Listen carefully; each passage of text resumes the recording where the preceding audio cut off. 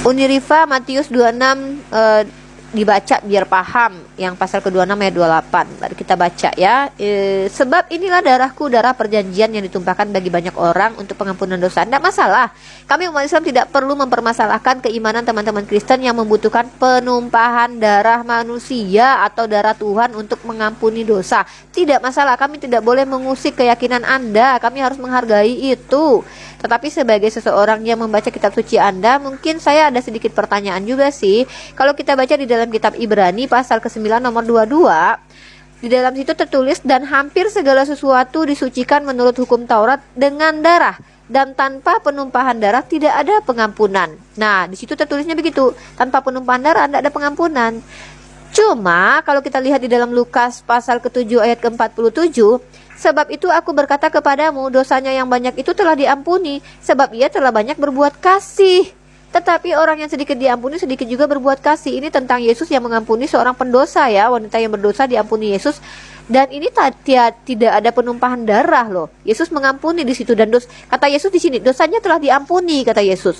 Artinya dosanya telah diampuni padahal tidak ada penumpahan darah Yesus, karena Yesus kan belum disalib pada waktu itu. Dan kalau memang di dalam hukum Taurat itu tidak boleh tidak ada pengampunan tanpa penumpahan darah, ini juga menarik sekali. Kenapa begitu? Karena ada ayat di dalam kitab 1 Raja-Raja yang ingin saya bacakan kepada teman-teman sekalian semuanya. Kita baca di 1 Raja-Raja pasal ke-8 nomor 30 sampai ke nomor 32. Dan dengarkanlah permohonan hambamu dan umatmu Israel yang mereka panjatkan di tempat ini, bahwa engkau juga yang mendengarnya di tempat kediamanmu di surga.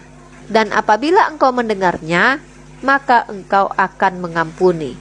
Berarti di sini orang Israel meminta pengampunan, didengarkan Tuhan, diampuni.